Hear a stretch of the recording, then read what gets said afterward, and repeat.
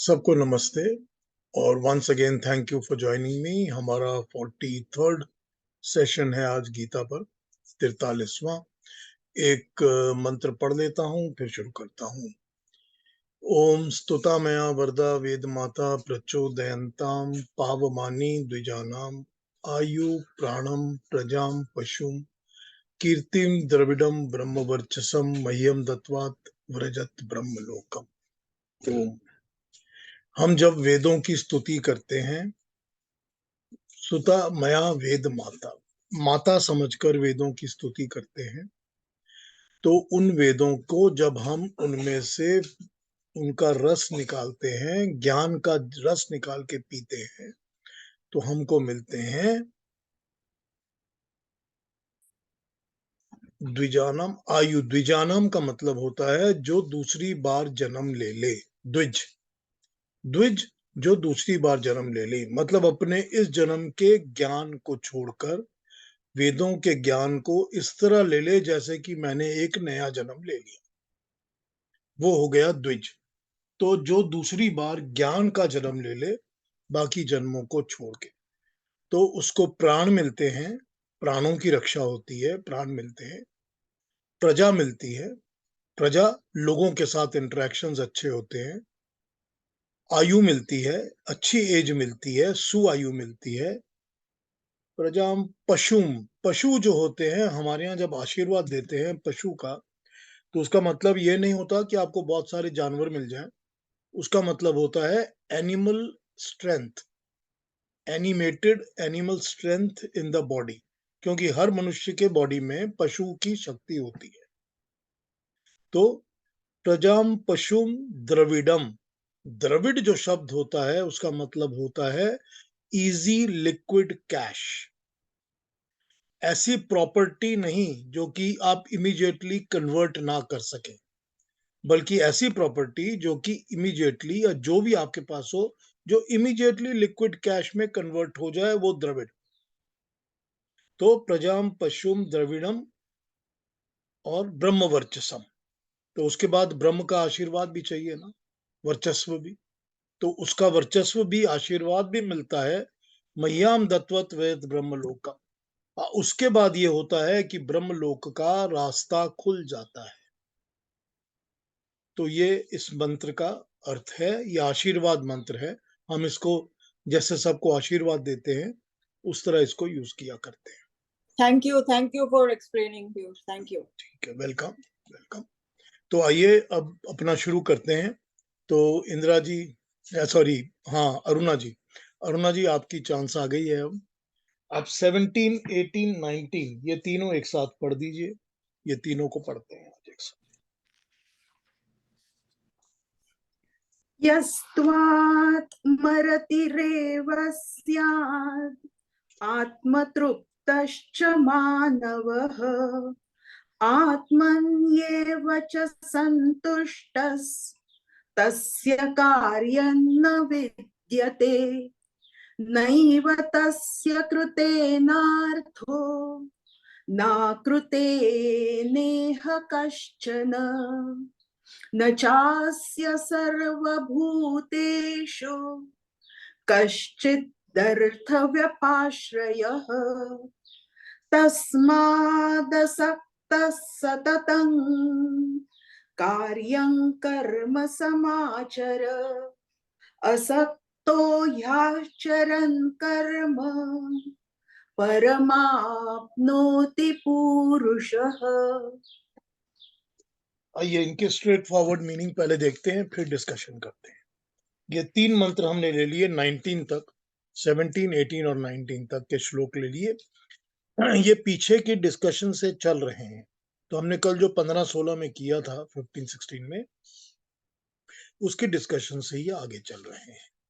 17 कह रहा है जो मनुष्य अपने आत्मा के अंदर ही रति यानी आनंद अनुभव करता है, जो आत्मा से ही तृप्त है, आत्मा में ही संतुष्ट है, उसके लिए ऐसा कोई कार्य नहीं रहता जिसको करना आवश्यक होता है। उसके लिए ऐसा कोई कर्म नहीं रहता जिसका करना आवश्यक हो। उसे कृत कर्म से न तो कुछ पाना है, न अकृत कर्म से कुछ लेना है, न किसी इच्छित वस्तु की प्राप्ति के लिए, समस्त प्राणियों में से अपने स्वार्थ के लिए किसी पर निर्भर रहना है। वो इंसान जो अपनी आत्मा के ऊपर तृप्त रहता है, क्योंकि तू आत्मरत, आत्मतृप्त, आत्मसंतुष्ट नहीं है, क्योंकि तू कृत अकृत को अपने स्वभाव के कारण नहीं छोड़ सकता। इसीलिए तेरे सामने तो रास्ता यही रह जाता है कि तू अनासक्त बोध सदा करने योग्य कर्म करता रहे। अनासक्त रहकर कर्म करता हुआ मनुष्य परम पद को प्राप्त कर लेता है। ये वो अर्जुन को एडवाइस कर रहे हैं, क्योंकि अर्जुन ने इस चैप्टर के शुरू में ही कुछ क्वेश्चंस खड़े कर दिए थे। और भी देख लेते हैं तो क्या कह रहे हैं, फिर इसको समझते हैं। 17 He, however, who takes delight in the self alone and is gratified with the self is and is contented in the self has no duty. In this world, that great soul has nothing to gain by action, nor by abstaining from action, nor has he self dependence of any kind on any creature. Therefore, go on efficiently doing your duty at all times without attachment. Doing work without attachment attains the supreme.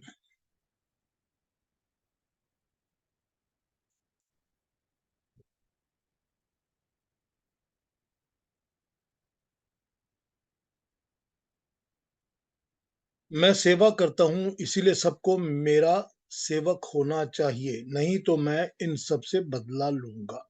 ये कृत अभिमान जन्य आसक्ति है। मैं किसी से कोई अपना काम नहीं करवाता। ऐसी शेखी में लोक कल्याण के काम बिगाड़ देना होता है। ये अकृत अभिमान रूप आसक्ति है, किंतु सच्चा यज्ञ करने वाला तो लोक कल्याण के कार्य से आगे निकल जाता है। इन्होंने अकृत और कृत दोनों किस्म की बात की है। इंद्रिया आराम पुरुष तो अघायु हो जाता है। इंद्रियों के विषयों का भोग जब उसे आसक्ति में ग्रस कर लेता है, अंदर घुसा लेता है, तब वो उन वासनाओं की तृप्ति के लिए अघायु अर्थात पाप वाले उपायों पर भी उतारू हो जाता है। किंतु जो अपने अंदर ही रति अर्थात सुख ढूंढता है, तो इंद्रिय आराम के स्थान में आत्मा राम होता है। उसको तो भावनाओं की तृप्ति करनी है, वह उसे अपने अंदर ही मिल जाती है। इसीलिए वह अपने अंदर ही तृप्त हो जाता है और इससे अधिक वो कुछ मांगता नहीं। इसीलिए उस तृप्ति के कारण और इच्छा न रह जाने पर वह अपने अंदर संतुष्ट हो जाता है और उसे कोई मार्ग भ्रष्ट करने वाला नहीं होता। न तो उसे इससे कुछ मतलब है कि मेरी सेवा के बदले में किसी ने मेरे साथ क्या किया, और न ही शेखी मारने की आसक्ति है कि मैंने जो कुछ किया अकेले किया, बहुत अच्छा किया। लोक सेवा में यदि कोई उसकी सहायता करे तो स्वागत है, न करे तो उत्साह भंग नहीं, और यह भी नहीं कि मुझे दूसरों से इतनी सहायता मिलेगी तब आगे बढ़ूंगा। मेरी प्रगति दूसरे की आर्थिक सहायता पर ही आश्रित है। सहायता न मिलेगी तो भी काम करूंगा, करने के पश्चात पारितोषिक नहीं मिलेगा, मेहनताना नहीं मिलेगा तो भी करूंगा। यदि कोई सहायता करने आएंगे तो उनका स्वागत करूंगा। अपने स्वावलंबन पर घमंड नहीं करूंगा और उनका अपमान नहीं करूंगा। ये अनासक्त सेवक मनोवृत्ति है।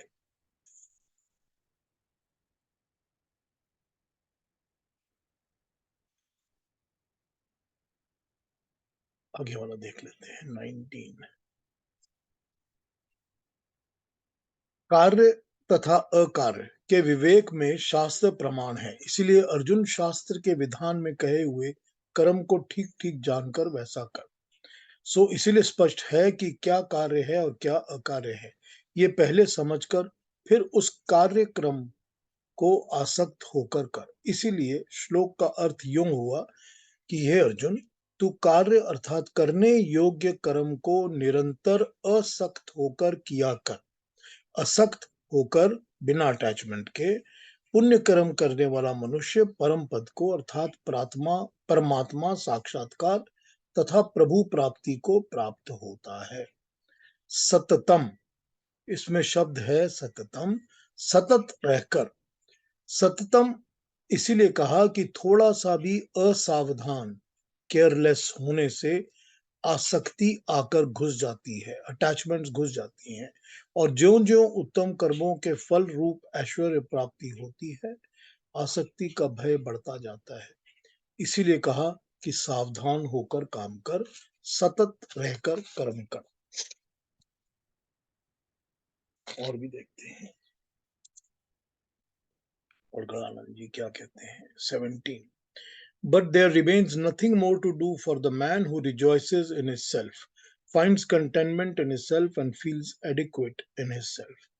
Such a man has neither anything to gain from action nor anything to lose from inaction, and he has no interest in any being or any object.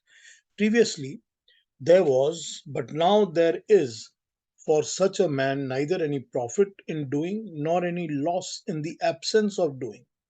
He ceases to have any self relationship with any being. The self is content, eternal, unmanifest, changeless, and undestructible.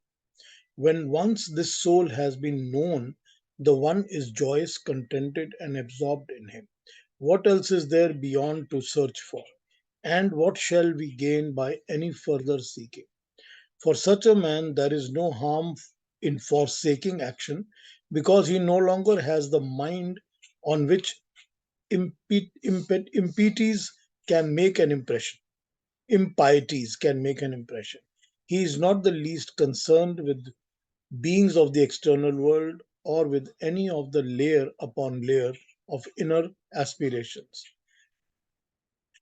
So always do what is right for you to do in the spirit of selflessness, for doing in his duty, the selfless man attains the God. एक और पढ़ देता हूं, फिर समझाना शुरू करता हूं। गुरुदत्त जी क्या कहते हैं।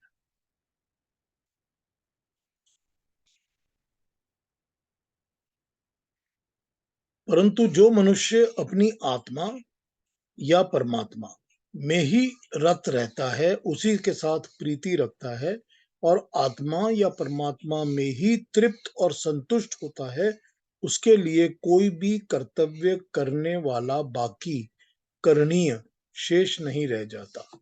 उस व्यक्ति के लिए किए कर्मों से प्रयोजन नहीं रह जाता, उसका किए कर्मों पे कोई प्रयोजन नहीं रहता, उसका प्राणियों में कुछ भी स्वार्थ भी नहीं रहता।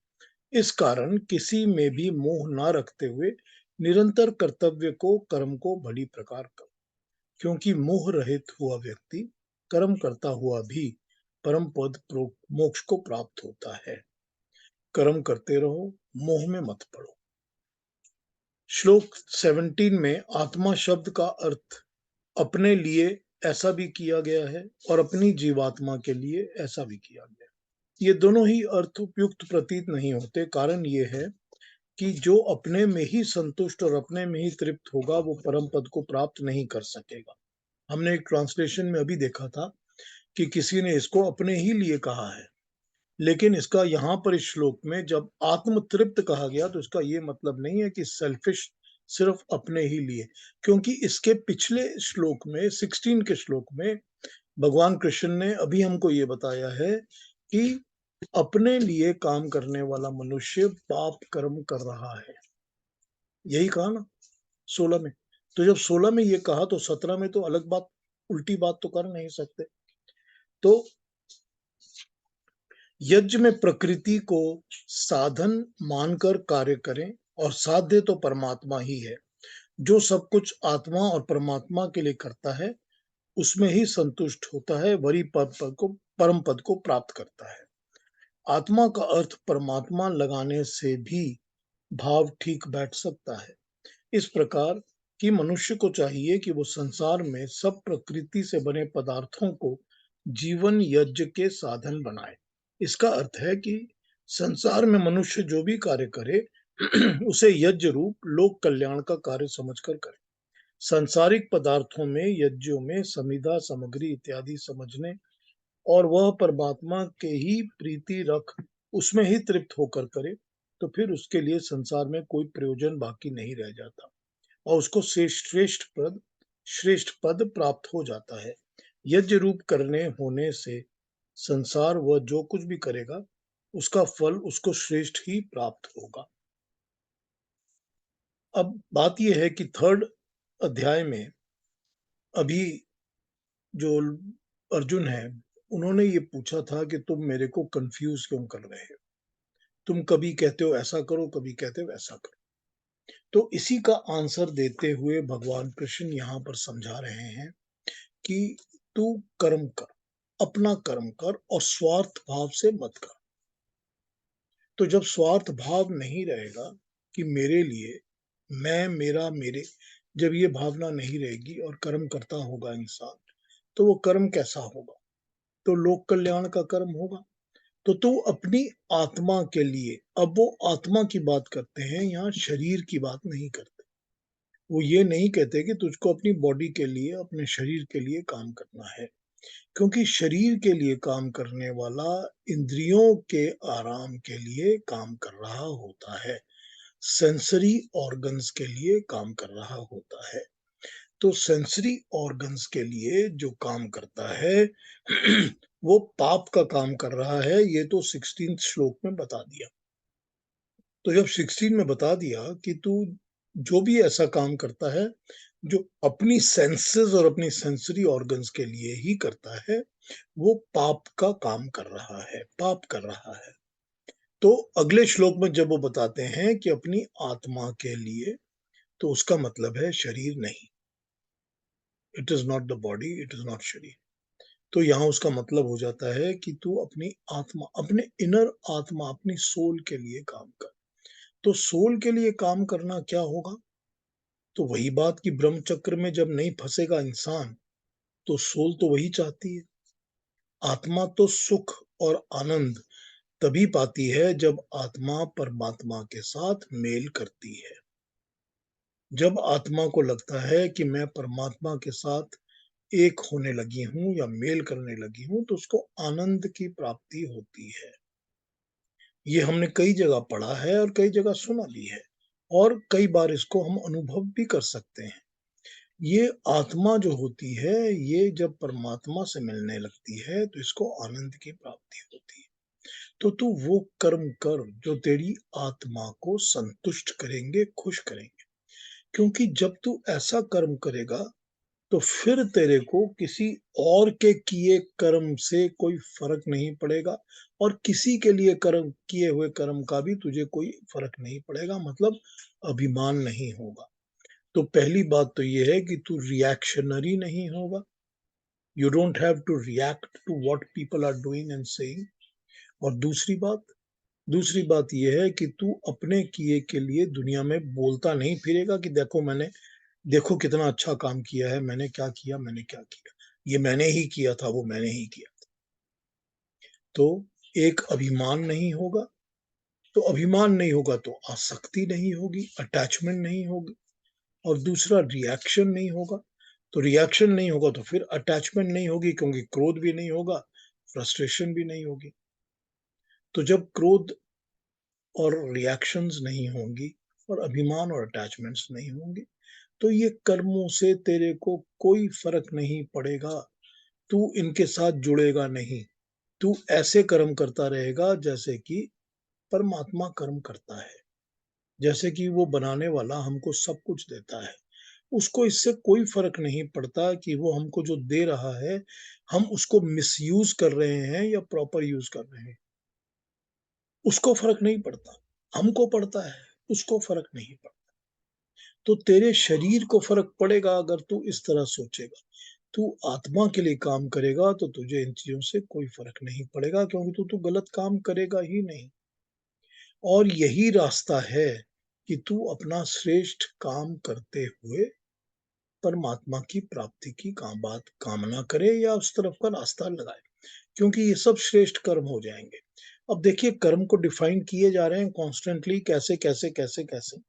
तो उसमें जब ये बताते हैं कि जब तू स्वार्थ के बिना, पर्सनल इंटरेस्ट के बिना, अपनी ही केवल अपने लिए ही छोड़कर तो संसार के लिए, दुनिया के लिए, सारी सृष्टि के लिए, सारी मानवता के लिए, ह्यूमैनिटी के लिए जब तू काम कर रहा है, तो वो भी तो कर्म है ना। कुछ पहले इन्होंने प्रीवियस चैप्टर में भी तो स्वधर्म को कर्म बताया था।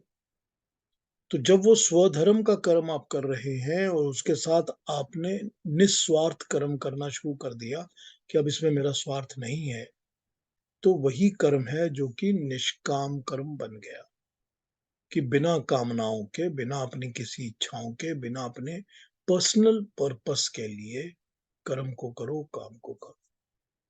तो यही है जो कर्म श्रेष्ठ मार्ग पे लेके जाएगा, कि आगे टुवर्ड्स सैल्वेशन या मोक्ष की तरफ भी तुझको यही लेके जाएगा।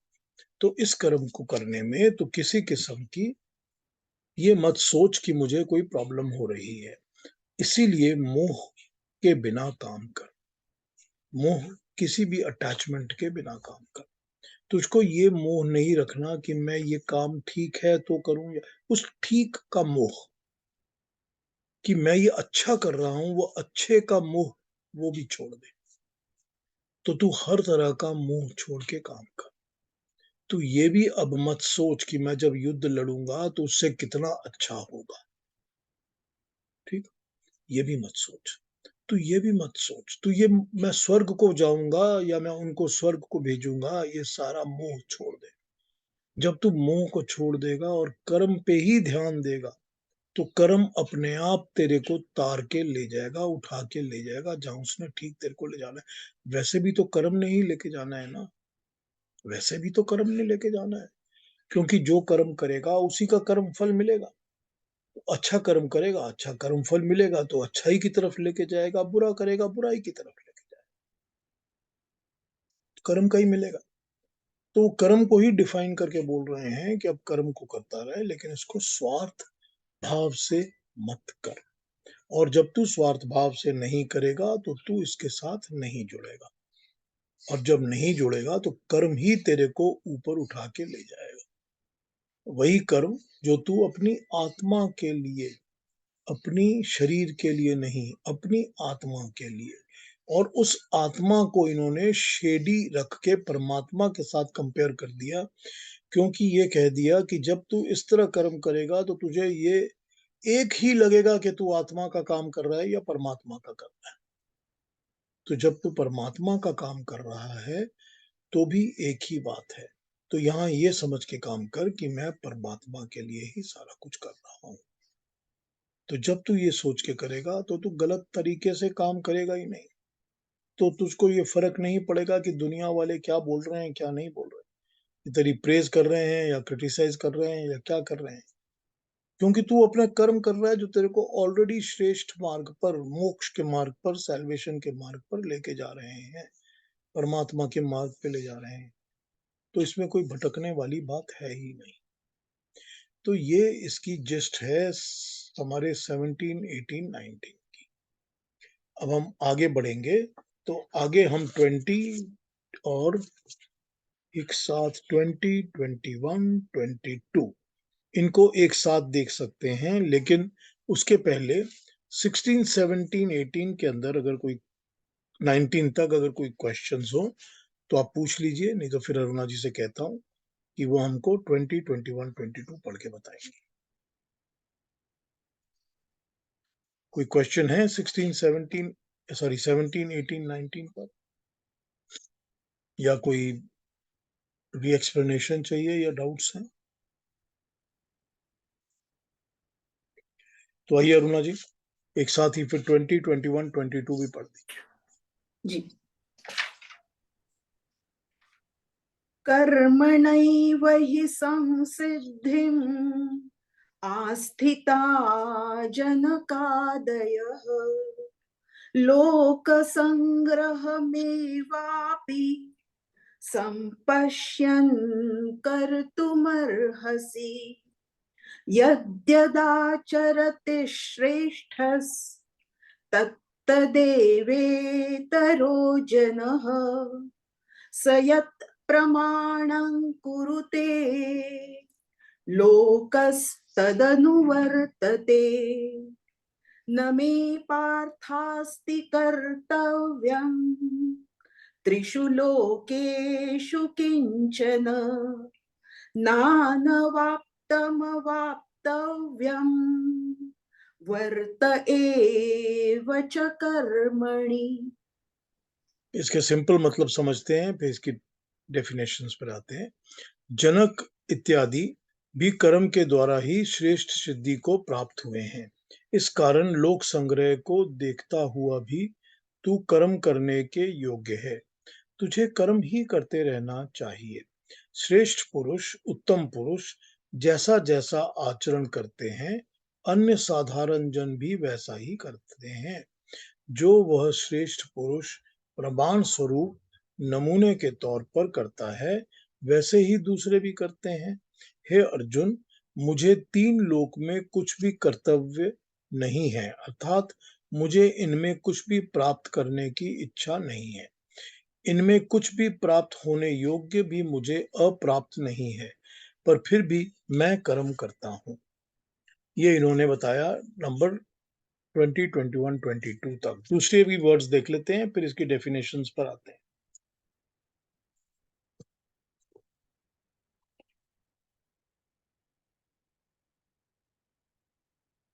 Since sages such as Janak had also attained to the ultimate realization by action, keeping in mind the preservation of the God made order, it is incumbent upon you to act.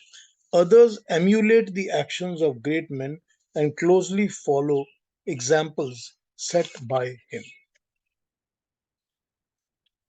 Although, O Parth, there is no task in all the three worlds which I have to do, and neither is there any worthwhile object which I have not achieved, I am yet engaged in actions.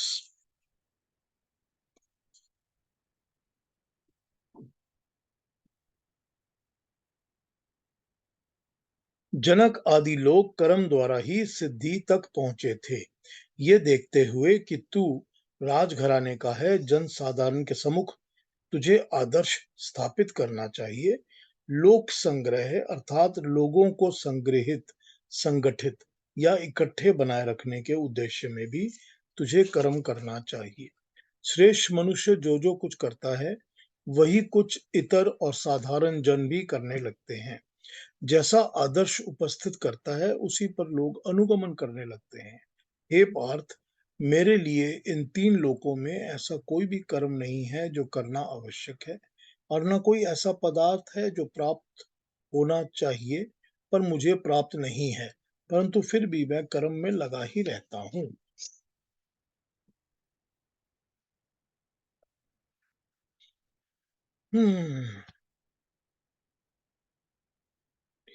इसीलिए स्पष्ट बात है कि क्या कार्य है और क्या अकार्य है, ये पहले नहीं। अर्जुन देखो, प्राचीन काल में भी जनक आदि लोग इतने सिद्ध पुरुष हुए हैं कि बड़े बड़े ऋषि मुनि भी उनके पास ज्ञान लेने जाते थे। यह सिद्धि उन्हें कर्म योग के बल पर ही प्राप्त हुई है। फिर हर मनुष्य को यह भी विचार करके चलना चाहिए कि मेरे इस आचरण का लोक पर क्या प्रभाव होगा। इस भावना से लोक संग्रह भावना, इसको ही लोक संग्रह भावना कहते हैं, कर्म कर। तू आज यदि युद्ध नहीं करेगा तो क्षत्रिय धर्म नष्ट हो जाएगा और संसार का हर भीरू सिपाही युद्ध क्षेत्र से वैराग्य का बहाना लेकर भागने लगेगा। इसीलिए प्रथम तो क्षात्र धर्म का त्याग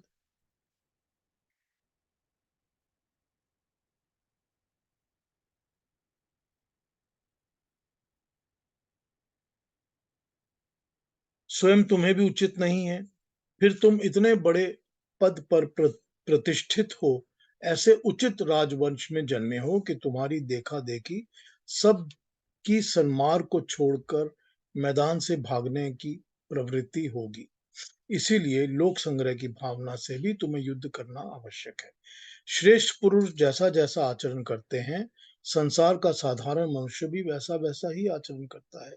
जिस वस्तु को प्रमाण मानकर, आदर्श मानकर चलता है, संसार उसी आदर्श को फॉलो करता है, अनुसरण करता है।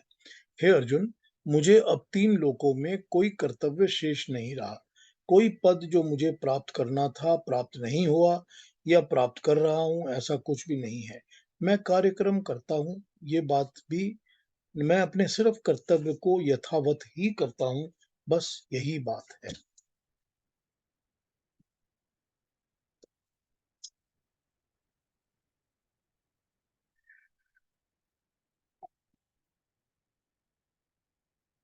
अर्जुन की जो मनोवैज्ञानिकता का यहाँ पर हाल है, उसको ध्यान में रखकर अर्जुन ने तीसरे अध्याय के आरंभ में ही ये शंका की थी कि कभी प्रवृत्ति और कभी निवृत्ति की मिली-जुली बातें सुनकर मेरी बुद्धि डाउट में पड़ रही है।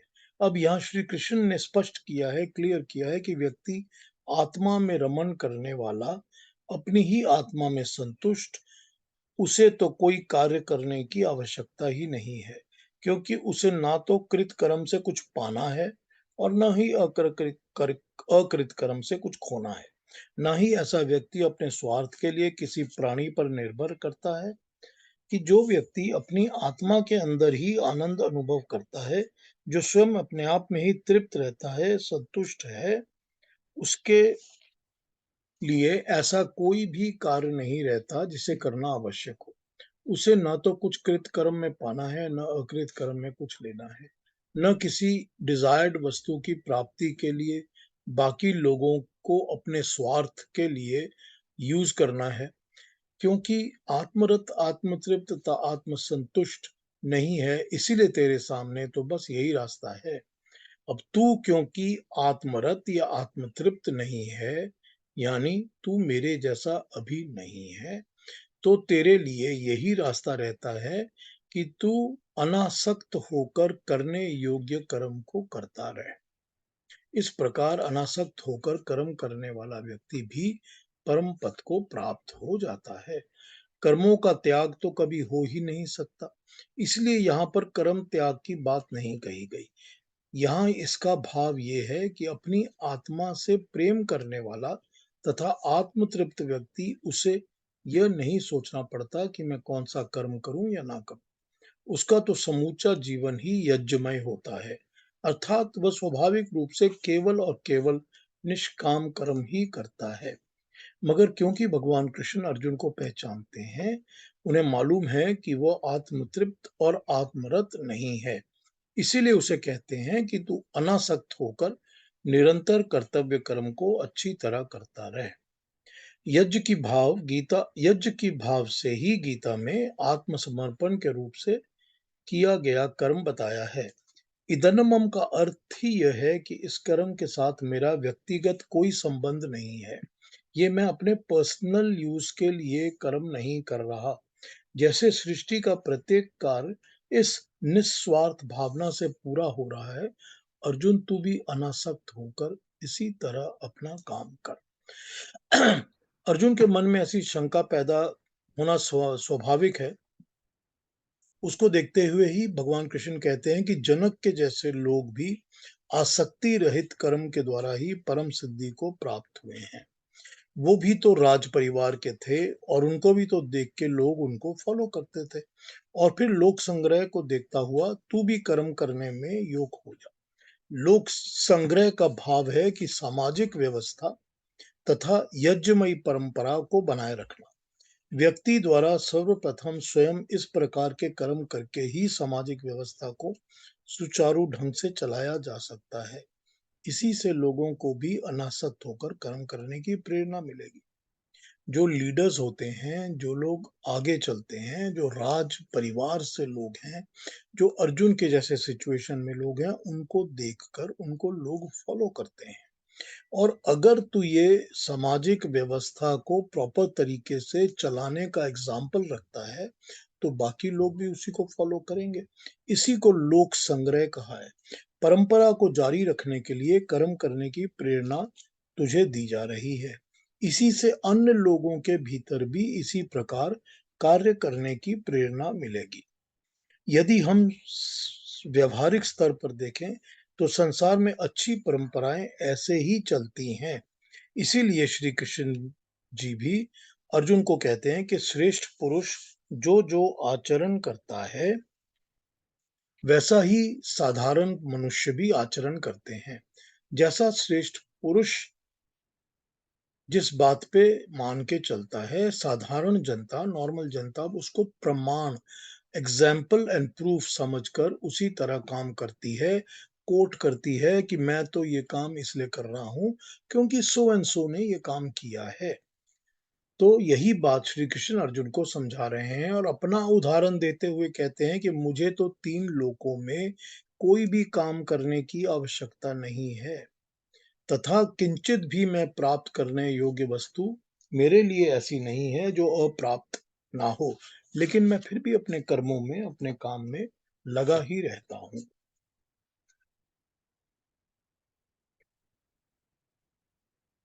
अब जनक आदि महापुरुषों के कर्म करते हुए लोक संग्रह आदि संसार में ख्याति प्राप्त की है।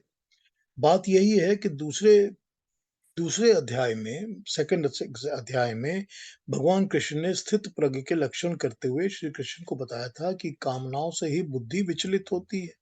जो कामनाओं को जीत लेता है वो स्थित प्रज्ञ है। पिछले चैप्टर में हमने सॉलिड या स्टैंड या फिक्स्ड इंटेलेक्ट जिसकी होती है, स्थित प्रज्ञ जिसका होता है, जिसकी अकल ठहरी हुई होती है, उसके बहुत सारे एग्जाम्पल्स हमने पढ़े थे। उनमें इन्होंने कहा था कि जिसकी कामनाएं, डिजायर्स, उसकी बुद्धि को कॉन्स्टेंटली हिलाती रहती हैं, इन्फ्लुएंस करती रहती हैं, वो स्थित प्रज्ञ नहीं होता। तो ये हमको पिछले चैप्टर में भगवान कृष्ण ने बताया था। इस पर प्रश्न उपस्थित हुआ था कि कामनाओं को त्याग का नाम क्या सन्यास है? तो उन्होंने ये कहा कि सन्यास लेना कोई ऑप्शन नहीं है। युद्ध जैसे घोर कर्म को क्यों किया जाए? तो उन्होंने ये कहा कि तुझे तो अपना कर्म करना है, क्योंकि कर्म से छुटकारा तो मिल नहीं सकता। इस कारण कर्म तो करना ही पड़ेगा। अतः कर्म को यज्ञ रूप होकर करो। यज्ञ पवित्र करने वाला होता है, विज्ञान वाला है। पृथ्वी, जल, वायु सब जगह यज्ञ हो रहा है, अर्थात ये निरंतर कल्याण कार्य चल रहा है। यही धर्म यानी धारण करने योग्य, वो चीज जो अडेप्टेबल है, जो हमको धारण करनी चाहिए, वही संसार का आधार है, वही सुखों का धाम है, वही लोक की वृद्धि करने वाला है। कर्म को यज्ञ में करके तू करता रहे। अब ये 3 श्लोकों में भगवान कृष्ण ने कुछ अलग अलग बातें कही हैं। एक तो उन्होंने ये कहा है कि मुझे कुछ चाहिए नहीं, मेरे को कोई प्रॉब्लम भी नहीं है, कोई आना वाना कुछ नहीं, देना देना भी कुछ नहीं, मैं किसी चीज में लिप्त नहीं हूँ। वो अपनी बात कर रहे हैं। तो जब वो अपनी बात कर रहे हैं तो वो ये समझा रहे हैं अर्जुन को कि मैं आत्म तृप्त, आत्मरत हूं, मैं परमात्मा में फोकस्ड हूं। क्योंकि इसके पहले उन्होंने वही एग्जाम्पल दे दिया था। तो वो यही एग्जाम्पल देकर ही समझा रहे हैं कि मैं अपनी आत्मा के साथ, अपनी ही इंटरनल, अपने ही सोल, अपनी ही रूह के साथ जुड़ा हुआ हूँ। तो जब मैं अपनी आत्मा से जुड़ा हूं तो मैं अपने आत्मा के भले के लिए ही कर रहा हूं जो मुझको करना है।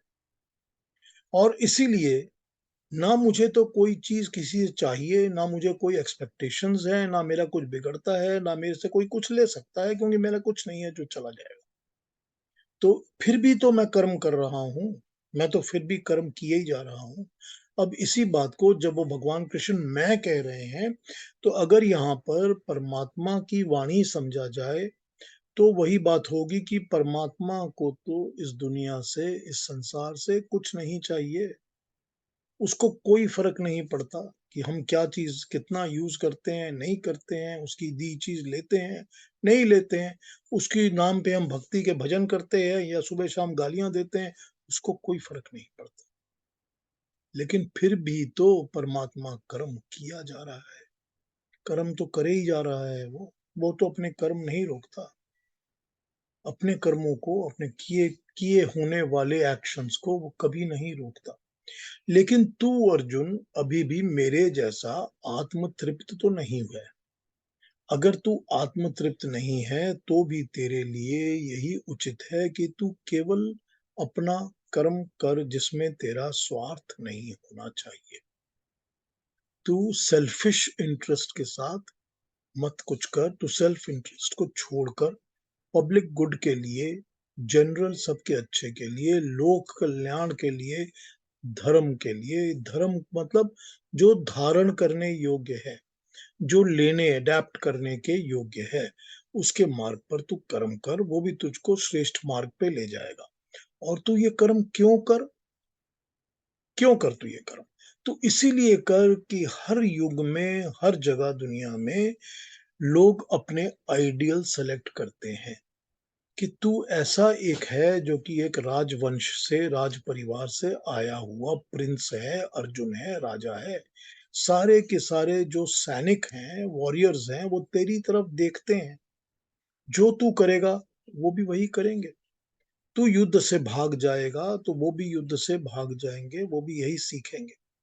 तू स्ट्रांगली खड़े होके ब्रेवली युद्ध करेगा, वो भी युद्ध करेंगे। बिकॉज हर एक इंसान किसी ना किसी के लिए एक एग्जाम्पल सेट कर रहा होता है। एकदम माइक्रो लेवल पर एक घर का जो मेन ब्रेड अर्नर होता है, जो घर का एक फादर है, पिता है, हस्बैंड है, वो भी तो एक परिवार के लिए एग्जाम्पल सेट कर रहा होता है हमेशा। उसको ही तो देखकर उसके बच्चे उसको फॉलो करते हैं। काफी लिमिट तक, काफी एज तक तो करते ही हैं। तो वो भी तो अगर अपने कामों को छोड़कर सब कुछ भाग जाए, इधर उधर से छोड़ दे सब कुछ, तो उसकी संतानें भी वही करेंगी। वो भी वही एग्जाम्पल सेट कर रहा होगा लोगों के सामने। तो हर एक इंसान और अपने लेवल पर अगर मेरी किसी के साथ कोई आंसरेबिलिटी नहीं है, मुझे देखकर कोई करने वाला कुछ नहीं है, मैं अकेला हूं, तो भी तो जो मेरी मानसिक चिंता है, अपनी जो मेरी थिंकिंग है, अगर मेरी मानसिक चिंता, मेरी अपनी थिंकिंग भी मुझको इस तरफ लीड करेगी कि तू अकर्म कर, कि तू कर्म मत कर, तो मेरी सारी बॉडी, मेरा शरीर, मेरे अंग, मेरी इंद्रियां उसको फॉलो करेंगी। अब यहाँ पर मेरी अपनी ब्रेन, मेरी अपनी थिंकिंग मेरा लीडर बन जाएगी।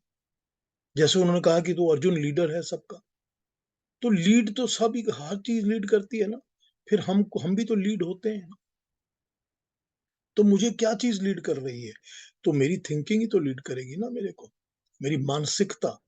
उसी को तो चेंज कर रहे हैं ना भगवान कृष्ण, कि तू you owe it to yourself and you owe it to the whole society, कि तुझको कर्म करना ही पड़ेगा। और वो कर्म करना पड़ेगा जो कि बिना स्वार्थ के है, जिसमें कि सेल्फ इंटरेस्ट नहीं है। क्योंकि तुझको लोग फॉलो करते हैं। जो तुझको फॉलो करते हैं, फिर वो भी गलत रास्ते पे चले जाएंगे। वो भी फिर तेरी तरह भटक जाएंगे। तो ये रिस्पॉन्सिबिलिटी है तेरे ऊपर। और वही बात है ना, किसी भी फादर पर अपने बच्चों की रिस्पॉन्सिबिलिटी होती है। किसी भी टीचर की ऊपर अपने स्टूडेंट्स की रिस्पॉन्सिबिलिटी होती है। वो भगोड़ा टीचर नहीं हो सकता। तो किसी भी इस तरह के लीडर के ऊपर, जो लीड कर रहा है, उसके ऊपर लीड बाय एग्जाम्पल की ही हमेशा टेस्ट होती है। He has to lead by example. तो ये तो अपने अंदर भी वही बात हो गई ना। फिर जैसे मैंने अभी कहा कि जो तेरी बुद्धि है वही तो तुझे लीड कर रही है। उसी को तो पिछले चैप्टर में स्थित प्रज्ञ कहा था, कि जो विचल, इधर उधर भटकता रहेगा, जो हमेशा ही डिजायर्स के पीछे भागता रहेगा, जिसकी इंद्रियां, सेंसरी ऑर्गन्स डिजायर्स के लिए भटकती रहेंगी, वो कभी स्टेबल माइंडेड हो ही नहीं सकता। तो अगर वो स्टेबल माइंडेड नहीं हो सकता, तो वो अपने आप को कैसे लीड करेगा? तो अपने आप को लीड नहीं करेगा। वही बात है कि वो सोसाइटी को, फैमिली को, पूरे के पूरी कंट्री को, पूरे देश को क्या लीड करेगा? वही बात। तो यही बात भगवान कृष्ण समझा रहे हैं, अपना एग्जाम्पल देकर, कि मुझे देख, कि मुझको कुछ नहीं चाहिए दुनिया में, लेकिन मैं फिर भी कर्म कर रहा हूँ। मुझको कोई फर्क नहीं पड़ता कि कोई क्या कर रहा है, कोई कुछ कर रहा है, मेरे को अच्छा बोल रहा है, बुरा बोल रहा है, क्योंकि मुझे लेने वाला, लेने लायक, लेने की मेरी कोई जरूरत दरकार है ही नहीं। लेकिन मैं फिर भी कर्म कर रहा हूँ। और तुझको भी तो मैं कर्म करने के लिए कह रहा हूं, पर तू कर्म से ही तो भाग रहा है। तू तो यही एक्सक्यूज बना रहा है कि मैं युद्ध क्यों करूं, मुझे तो इसमें से भाग जाना चाहिए। तो तू भागेगा तो तेरे पीछे पीछे सारी की सारी आर्मी, सारी सेना भाग जाएगी। क्योंकि ये तुझको फॉलो करते हैं। और क्यों फॉलो करते हैं, इसका कितना माइन्यूट एग्जाम्पल दिया है, माइक्रो लेवल पर भी, मैक्रो लेवल पर भी। और इसको अगर हम सोचते हैं तो हमको समझ में आता है कि कितनी प्रैक्टिकल, करेक्ट, स्ट्रेट फॉरवर्ड बात है, कितनी स्ट्रेट फॉरवर्ड बात है। मेरी अकल मुझको कहती है कि तू सुबह 10:30 बजे से उठकर शराब पीना शुरू हो, शाम तक तू बड़ा रत रहेगा, मस्त रहेगा। तो मेरा सारा बॉडी, मेरी शरीर, मेरी सारी की सारी सेल्फ उसी चीज को फॉलो करेगी। और अगर मेरी ब्रेन, मेरा दिमाग मुझको कहता है सुबह उठ के कुछ अच्छे कर्म कर, लोक कल्याण के काम कर, जिससे दुनिया का, संसार का, किसी ग्रुप का, किसी लोगों का भला हो, अच्छा हो, तो मेरा सारा शरीर, सारी बॉडी, सारे अंग उसी तरफ लग जाएंगे काम करने के। तो वही बात है कि जो नेता, जो फादर है घर में, वो अगर अच्छे काम करेगा तो उसके बच्चे भी वही सीखेंगे, वही काम करेंगे, उसकी पत्नी भी वही काम करेगी। उसी तरह से जो कि टीचर अगर अच्छी बातें बताएगा, अच्छा समझाएगा, स्टूडेंट्स उसको फॉलो करेंगे कि हम तो उसको फॉलो करते हैं। होते हैं ना आइडियल्स, कितने टीचर्स हमारे आइडियल होते हैं कि साहब मैं तो ऐसे ही बनना चाहता हूँ। और उसी तरह से फिर सोसाइटी में लीडर्स होते हैं जो हमारे आइडियल्स होते हैं। तो जो कृष्ण अर्जुन है वो उसकी बात कर रहा है कि देख, तू जनक की बात सोच। अब जनक, मैंने आपसे जनक के बारे में बताया था कि जनक मैथिली के राजाओं के लिए टाइटल था। तो अगर टाइटल समझ लिया जाए तो भी, और अगर उसी जनक को समझ लिया जाए जो कि जानकी के पिता थे, सीता के फादर थे, उसकी बात ले ली जाए तो भी, कि वो जनक राजा होता हुआ भी इतना ज्ञानी था कि उसके पास लोग ज्ञान पाने के लिए जाते थे। ऋषि मुनि साधु लोग भी उसके पास ज्ञान पाने के लिए जाते थे और उसको अपने आश्रमों में इनवाइट करके बैठाते थे बड़े सम्मान आदर के साथ। क्यों? क्योंकि वो लोग राजा होते हुए भी तो अपने कर्मों को बिना सेल्फ इंटरेस्ट के किए जा रहे थे, तभी उन्होंने ज्ञान भी अर्जन करने की तरफ अपने आप को बढ़ाया और वो फॉलो किया, और लोगों ने उनको फॉलो किया और अब भी उनका नाम ले रहे हैं। क्यों ले रहे हैं? इसीलिए ले रहे हैं कि उन्होंने जो किया उसको लोग फॉलो कर सके, वो आदर्श बन जाते हैं, आदर्श आइडियल बन जाते हैं। तो भगवान कृष्ण उसी की बात कर रहे हैं कि if you find it so difficult कि मैं अपने आप को परमात्मा की तरह, ईश्वर की तरह समझकर कैसे काम करूं कि मैं सब भले के लिए ही किए जा रहा हूं, मेरे को कोई फर्क नहीं पड़ता, तो भी तो भी तू एग्जाम्पल सेट करने के लिए, लोगों के लिए एग्जाम्पल सेट करने के लिए अपनी तरफ से प्रॉपर शुभ काम कर, जिसमें कि तेरी पर्सनल अटैचमेंट्स नहीं होंगी। क्योंकि पर्सनल अटैचमेंट्स जब होंगी तो तेरे को वो पाप कर्म होगा, वो नीचे की तरफ खींच के ले जाएंगे। तो तू पाप कर्म मत कर, तू निस्वार्थ निष्काम कर्म कर, जो कि तुझको देख के बाकी लोग भी फॉलो करेंगे, जैसे जनक को किया था, और तुझको फॉलो करके ही ये लोग आगे बढ़ेंगे। तू ऐसा ही कर्म कर। तू इस झगड़े लफड़े में मत पड़ कि मैं ये करूं या वो करूं। बड़ा सिंपल तेरे को समझा दिया है, तू ये वाले इस तरह के कर्म कर। तो यहां पर भगवान कृष्ण, हमने जितने भी अभी तक किए हैं 20, 21, 22 तक, भगवान कृष्ण यही समझा रहे हैं कर्म की व्याख्या, कि कर्म कैसे करो टू मेक इट इजी। कि हमको ये नहीं लगना चाहिए, मुझको, आपको, हम सबको जो भी गीता पढ़ते हैं, उनको ये नहीं लगना चाहिए कि हम तो भगवान कृष्ण बन नहीं सकते, कि हम उसके जैसे काम कैसे करेंगे, कि हम तो अर्जुन भी नहीं बन सकते क्योंकि हम तो कोई बहुत बड़े राजा के बेटे भी नहीं है और सेनापति भी नहीं है, हमारे पास धनुष बाण वगैरह भी नहीं।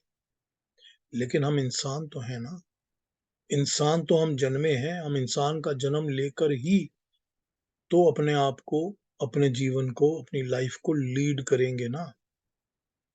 हमको तो परमात्मा ने ह्यूमन बींग्स बनाया है ना। अगर वो हमको जानवर बना देता तो हमको तो कोई चिंता थी नहीं, क्योंकि हमको ज्ञान प्राप्त करना ही नहीं था। तो जैसे सब जानवर जी रहे हैं, उसी भेड़ चाल में हम भी जी रहे होते, उसी ग्रुप में, उसी सारे लोगों के साथ, सब जानवरों के साथ। लेकिन इंसान बनाया है, तो इंसान बनाया है तो उसने कहा है कि तू जिस लेवल पर भी इंसान है, तुझको देखकर दूसरे लोग इंस्पायर हमेशा होंगे। तो तू इंस्पायर होने लायक एक एग्जाम्पल सेट फॉरवर्ड कर। You have to lead by example. सिर्फ लिप सर्विस से काम नहीं चलता दुनिया में। तो अर्जुन को यही समझा रहे हैं कि तुझे एग्जाम्पल बनकर कर्म करना है, और कर्म कैसा करना है? जो पाप नहीं है। कौन सा कर्म है जो पाप नहीं है? निस्वार्थ कर्म। जब तू अपने पर्सनल सेल्फिश इंटरेस्ट के लिए नहीं करेगा तो वो कर्म अच्छा होगा। तू फिक्र मत कर कि भगवान क्या कह रहा है, मैं क्या कह रहा हूं, मुझे क्या करना है। तू अपने कर्म पर फोकस कर। तो बड़ी सिंपल चीज है डे टू डे लाइफ में। इसको अगर हम अडेप्ट कर लेते हैं कि मुझको कर्म वही करना है जो कि मेरे सेल्फिश इंटरेस्ट के लिए नहीं है, जहां पर मेरी डिजायर्स हर वक्त मेरे बुद्धि को, दिमाग को इधर उधर भटकाती नहीं रहती, जो लोक कल्याण संसार के अच्छे के लिए है, तो ऑलवेज ये समझ जाना चाहिए कि वो कर्म अपनी आत्मा के लिए, अपने ही लिए भला है, अच्छा है, क्योंकि वो पाप नहीं है। तो कॉमन बड़े नॉर्मल इंसान के लिए बड़ा सिंपल लेसन है इसके अंदर कि इसको हम किस तरह से समझकर अपना काम करें। तो ये इनके मैसेज है अप टू 22। कोई पूछना हो, कोई प्रश्न हो, कोई कमेंट्स हो, दोबारा समझना हो तो बताइए, मैं समझाता हूँ। अपने आप को अनम्यूट कर लीजिए, अनम्यूट करके पूछ लीजिए जो भी पूछना है। Thank you Annie ji, thank you. Very nice Piyush ji, बहुत ही अच्छा। Thank you Prabha ji. कि आजकल के जमाने में वो सात्विकता और वो अर्जुन का नेचर बहुत मुश्किल से मिलने को मिलता है। तभी कहते हैं कि आओ अर्जुन बने। अर्जुन बनने की हम सोचें भी तो शायद कोई कर्म अच्छे करने शुरू कर दें। देखिए देखिए, पहली बात तो ये है कि जो कामनाएं हैं, जो डिजायर्स हैं, वो हमारी अकल को कॉन्स्टेंटली भटकाती भटकाती है। नहीं रहनी चाहिए, नंबर वन। तो पहले तो इस पर जीत करो ना अपने, कि अपनी कामनाओं को रोको। बिल्कुल। उसके बाद ये सोचो कि मैं जो कर्म कर रहा हूँ क्या वो मैं अपने सेल्फिश इंटरेस्ट के लिए कर रहा हूँ। हम्म। तो जैसे ही सोच में ये पड़ जाएगी कि कामनाएं नहीं भटका रही और सेल्फिश इंटरेस्ट में काम नहीं कर रहा, मैं लोक कल्याण के लिए काम कर रहा हूँ, यज्ञ रूप में काम कर रहा हूँ, तो अपने आप ही सारी उल्टी सीधी चीजें छूटनी शुरू हो जाएंगी। और उसके बाद जब ये समझ में आ जाएगा कि मैं एक आइडियल हूं, मुझे फॉलो करने वाले हैं, तो फिर रिस्पॉन्सिबिलिटी आ जाएगी कि मैं अच्छे कर्म करूं। बिल्कुल ठीक है ना? कितना सिंपल बिल्कुल। है ना? 1 2 3 स्टेप है ना, कि एक स्टेप ये करिए, फिर ये करिए, फिर ये करिए, फिर ठीक रास्ते पर लग जाओगे। कि हर एक इंसान को भगवान बनने की जरूरत तो नहीं पड़ती ना, नहीं, हमको भगवान ही भगवान तो बनना नहीं, लेकिन पड़ता है। अर्जुन तो हर इंसान को बनना चाहिए ना, बनना ही चाहिए एटलीस्ट। ना, हर इंसान को ये लेवल तो ले ही लेना चाहिए। पर बिल्कुल। क्यों ज्ञान दिया है सुनने उसने की तुम्हारे को? क्षमता तो रखनी चाहिए ना। हाँ, उसने ज्ञान क्यों दिया है? मनुष्य क्यों बनाया है? क्यों बनाया उसने मनुष्य? हाँ इंदिरा जी, क्या कहेंगे? पीयूष जी, जो काम करना होता है जैसे कि कंसल्टेंसी करना होता है, वो फैकल्टी डेवलपमेंट करना होता है, वो तो घर संसार के लिए तो फिर तो लेना ही होता है ना, फीस तो। उसमें गलत तो कुछ नहीं है, पाप कर्म कुछ नहीं है, कुछ भी नहीं है। आप तो कल्याण, जन कल्याण के लिए लोग, देखिए, या तो आप कंसल्टेंसी दे रहे हैं किसी ऐसे लोगों को जो कि सारा दिन चरस और गांजा बेचने का काम करते हैं, तब तो आप कहेंगे कि मैं कंसल्टेंसी ये दूंगी कि आप इसको कैसे मार्केटिंग करें, तब तो गलत काम कर रही हैं आप। तो जब आपकी कॉन्शियस आपको कह रही है कि ये जन कल्याण, लोक कल्याण के अच्छे के लिए काम हो रहा है, कि जो यज्ञ कर्म है जैसा परमात्मा सबके लिए करता है वैसे ही मैं भी कर रहा हूँ, कर रही हूँ, तो अपने आप आपका ये रिस्पॉन्सिबिलिटी खत्म हो जाएगी कि बुराई है इसमें, कुछ अच्छा ही अच्छा ही।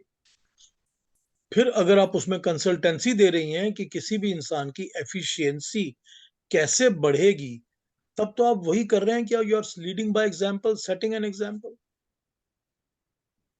मैं काफी चीजें मुफ्त करती हूँ। मैं इंदौर जा रही हूँ कल फैकल्टी डेवलपमेंट के लिए, यूनिवर्सिटी में। उन लोग फीस नहीं दे रहे, बोलते हमारे पास पैसा नहीं है। मैंने कहा ठीक है, मैं ऐसे ही कर देती हूँ। नहीं, वो देखिए आपकी मर्जी है, इसमें मुफ्त करो या नहीं करो उससे फर्क, यही भगवान कृष्ण यही कहते हैं ना, पारितोषिक मिलता है या नहीं मिलता, इसका अफेक्ट नहीं होना चाहिए कर्म पर। हाँ, ठीक, यही अच्छा बोला ना अच्छा।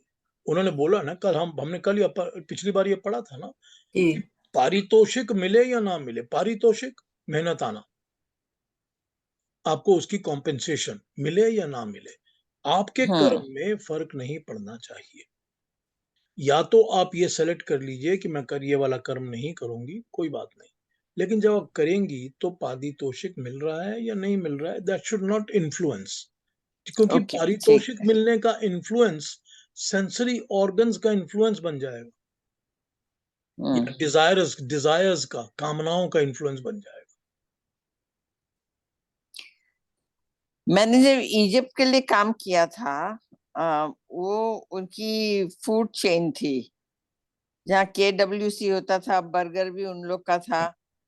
तो मेरे को बहुत दुविधा में थी कि मैं इन लोग को अच्छा करूँ तो और ज्यादा गाय मारेंगे और ज्यादा चिकन मारेंगे, वो मैं काम करूँ कि नहीं करूँ, बहुत दुविधा में थी। फिर मैंने फाइनली कहा कि मैं मैनेजरों को पढ़ाती हूँ, तो फिर पढ़ाया मैंने उन लोग, फिर मैंने काम लिया नहीं, तो बहुत मुश्किल से मैंने लिया, बहुत मेरे को दुख हो रहा था। ज्योति क्या बोलोगी? नहीं, मैं ये कह रही थी कि actually at the end of the day तो सब कुछ अपने अंदर ही है कि आप विचार कर्म कैसे क्यों सब कुछ अपने समझ के ऊपर होता है, सब कुछ अपनी समझ में है। जैसे आप समझोगे वैसे ही आप करोगे। तो वही कर्म है और वही कर्म फल है, हम्म। और वही हमारी अपनी इंक्लिनेशंस हैं कि जो इंसान जैसा उसका ज्ञान होगा वैसा ही वो करेगा। वही संस्कारों की बात आ जाती है, सारी बातें वहीं आ जाती हैं। हाँ जी, कोई और क्वेश्चन, कोई और बात, किसी को कुछ कहना है? अच्छा समझ में आ गया। वेरी नाइस पीयूष जी, बहुत अच्छा समझ में आया, जीवन में बहुत अच्छा क्लैरिटी आ गई, थैंक यू वेरी मच। और पास्ट में जो किया है उसका भी सॉर्ट आउट हो गया।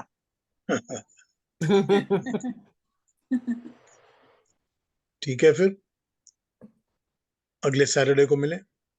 बिल्कुल। ठीक है, चलिए फिर सब अपना अपना ख्याल रखिए। नमस्ते। नमस्कार। अगले नमस्कार सैटरडे सबको। ठीक टाइम पे फिर मिल रही है। नमस्ते। सबको नमस्ते। नमस्ते सबको। सबको नमस्ते। अच्छा लगता है आप सबको मिलके। हाँ, थैंक यू, सेम। सबको अच्छा लगता है।